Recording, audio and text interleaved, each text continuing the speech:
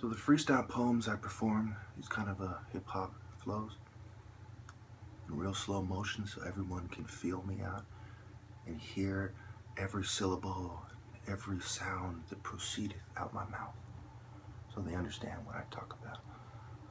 These were about how I'm an honorable man that is being covertly drugged while they set up the stage to say that, oh, he's crazy and all this. And they downplay the fact that when you are a very logical person, you don't hear voices, you don't see hallucinations, you don't think people are putting thoughts in your mind, that this is not schizophrenia. It couldn't possibly be. At best, if anything, it could be, obsessive compulsive disorder, which has nothing to do with, false beliefs per se, unless you have some kind of anxiety, and we all know that I don't have that. I don't start breathing heavy and having anxiety attacks. I know people that do, good people. So when you see it, and I've read literature from many psychiatrists, thousands of them, and usually it typically occurs in your late 20s and so on, or in your 20s. This later onset in your 30s, and just simply it's extremely rare. It's late onset schizophrenia. It's extremely rare. And how they want you to believe that that's what it is, to completely discredit me. And here's the problem.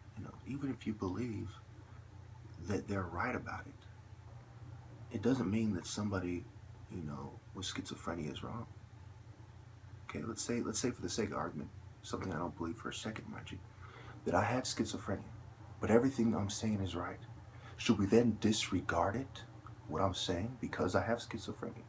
You see how their whole argument is based on logical fallacy,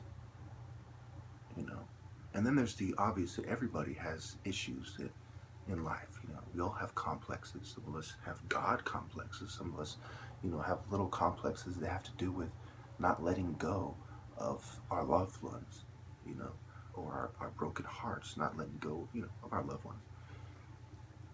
Not just the dead, but those who have broken our hearts is what I'm trying to communicate to you.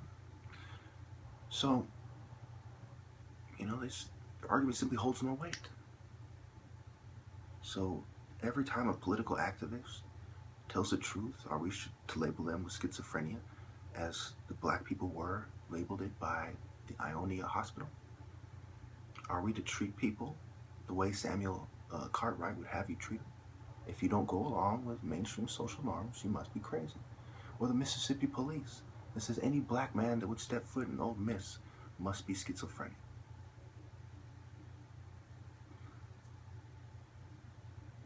This is how we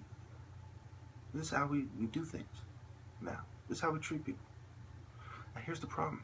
Today I have a witness who saw, or rather, saw as far as, perceived what was going on. They were like, are you okay? Is something wrong? Okay? Because I was covertly drugged. I go to bed. I wake up and, it's thick. The chemical mist, if you will. It's kind of chemical fumes in the air. Gassing.